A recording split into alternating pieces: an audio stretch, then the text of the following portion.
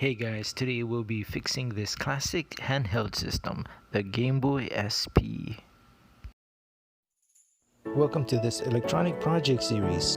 We will be unboxing, fixing, modifying all sorts of electronic projects. It will involve video game consoles, handhelds, and anything that we can think of.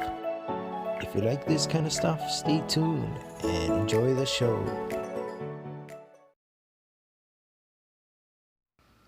Welcome back to this third episode of Electronic Projects. If you haven't watched the previous videos, please check them out as well. We unbox a digital microscope and a hot air gun station. We will be using those tools to help us fix this Game Boy SP today. Apparently this Game Boy is water damaged. Some water spilled on it and now it doesn't turn on. To diagnose this Game Boy, I made sure that I charged the battery. I plugged the Game Boy to an outlet and tried to charge it, but unfortunately the charge light did not turn on, and in the end it did not charge. Let's open this Game Boy SP and see what's wrong with it. One of the difficulties in opening this Game Boy Advance was that the screws were stripped. It looked like someone tried to open the Game Boy Advance SP with the wrong screw head. After excessive pressure and fiddling with the screw heads that were stripped, I was finally able to open the Game Boy SP. Looking at the motherboard, I noticed that the pins of the charger port was corroded. So using a light brush and some alcohol, I scrubbed the corrosion away. That gave me a clue then to check the fuse on the top right hand corner of the board. Using a multimeter, I tested that fuse and lo and behold, I found the problem. The fuse was blown. Unfortunately, I did not have any footage of that process, but here now I'm placing the board on the microscope. Looking through the microscope, it does look like it's worn out. So in the end, we will need to replace this fuse. As you can see, I am using the digital microscope that I've unboxed in the previous episode, as well as the hot air gun. During the removal, the board will experience high temperatures, and so we will be using temperature resistant tape to protect the board. After applying some heat resistant tape, I then applied the heat flux.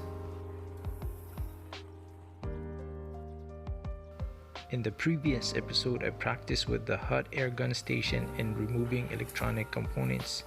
But this is the real deal, and I was very nervous in making sure that I will not damage the board.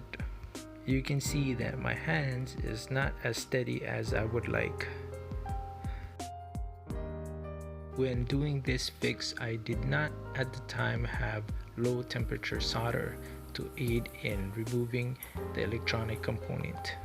But unfortunately, it took longer than expected, but for your convenience, I have fast forwarded this operation. In the end though, I was able to remove the blown fuse. Before replacing the new fuse, I had to fix the lead pads. Unfortunately, I damaged it when removing the broken fuse. There was just not enough surface area for the left lead of the fuse to connect to. So I had to add more solder to that side to make sure there was proper connection. It took a while to do that fix, but in the end I was able to do so. And here I am applying the new fuse. When installing the new fuse, I did however had a bit of a problem in getting it to its proper orientation. You might have noticed that in the time lapse the fuse kept running away and it was just hard to get it in its proper orientation, but in the end I was able to hold it down and got it to connect to the board properly. To verify the connection, I then used a multimeter.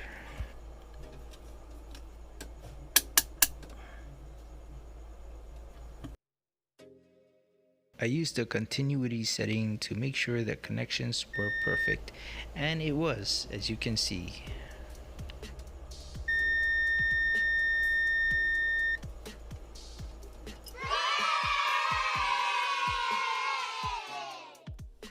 After cleaning the flux off the board, I got the power cord and decided to see if this board is actually working now.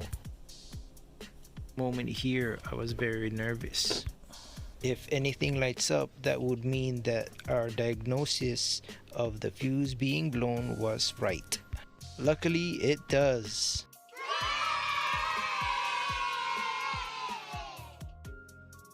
Now it's time to put back the Game Boy SP. One of the things to know when dismantling a Game Boy SP and putting it back together is that the ribbon cable for the LCD is very difficult to remove and put back. After fiddling with it though, I was able to put the Game Boy SP back together again. Opening the Game Boy Advance SP, you can see that the red light for charging is on. Turning it on, and it works. Drop the bass.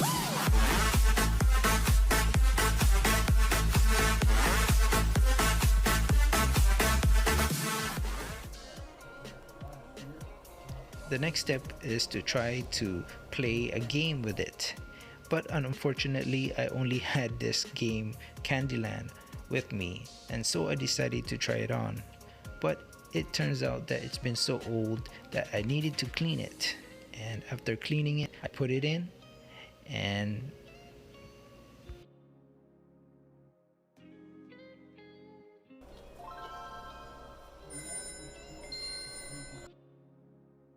the Game Boy turns on and loads the game. Thank you so much for making it all the way to the end of this video. I was fairly lucky in determining the fuse was blown in the beginning, and that saved a lot of time. In hindsight, I could have used a soldering iron to remove the fuse and install the new one. But I wanted to practice working on the hot air gun station. In the future, we'll be using the hot air gun station to fix a broken Nintendo Switch. There will be a lot of small components, and being proficient with the hot air gun station will really help me in fixing that device. Overall though, I think this project was very successful, and I'm glad that we could give new life to this Game Boy Advance SP, because it's one of my favorite handhelds back in the day. Thanks again for watching this video, and remember, if you want to support my channel, please like, subscribe, and leave a comment below. Thanks again, and see you next time.